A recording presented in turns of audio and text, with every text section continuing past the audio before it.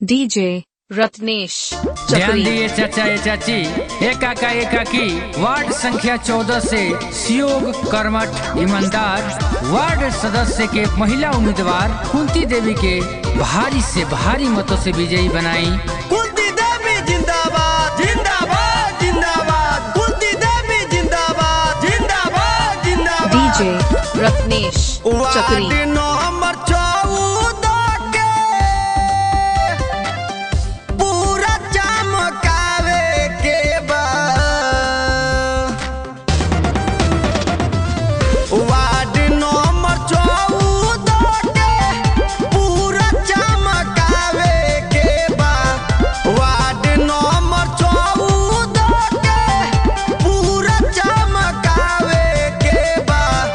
Ward सदस्य कुंती देवी के बनावे के बा, वार्ड सदस्य पवन भैया के बनावे के बा, वार्ड सदस्य अब की। ध्यान देवे के बा ये चाचा ए चाची, ना भूले के बा ना भुलाए के बा, और अब की बार वार्ड सदस्य कुंती देवी के बनावे के बा और अपने वार्ड में विकास करावे के बा। तो भुलाए के नहीं थे कुंती देवी पवन भैया के।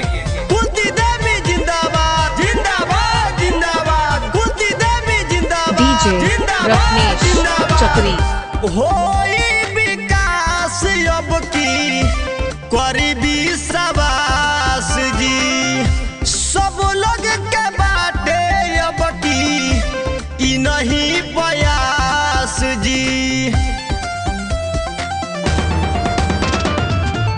होई विकास अब की करीबी सवास जी, सब लोग के बाटे अब की ई नहीं डीजे प्रयास रत्नेश जी। चक्री चाचा चाची भैया भाभी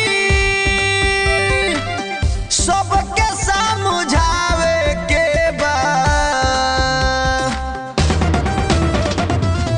चाचा चाची भैया भाभी सबके समझावे के बा, वार्ड सदस्य कुंती देवी के बनावे के बा, वार्ड नंबर 14 से डीजे इनके रत्नेश जितावे चक्री के बा, वार्ड नंबर 14 से। वार्ड संख्या 14 से सहयोग कर्मठ ईमानदार वार्ड सदस्य के महिला उम्मीदवार कुंती देवी के भारी से भारी मतों से विजयी बनाई और अपने वार्ड में विकास कराई। सुख दुख में सबके साथे हरदम रही है, नेता ना बेटा बन के सेवा डीजे सबके रत्नेश करी चक्री है। सुख दुख में सबके साथे हरदम रही है, नेता ना बेटा बन के सेवा सबके करी है। रवि राहुल कहे सबके बात लावे के बा, डीजे रत्नेश बीरबल चक्री बलमुआ कहे सबके बात लावे के बा, वार्ड सदस्य कुंती देवी के बना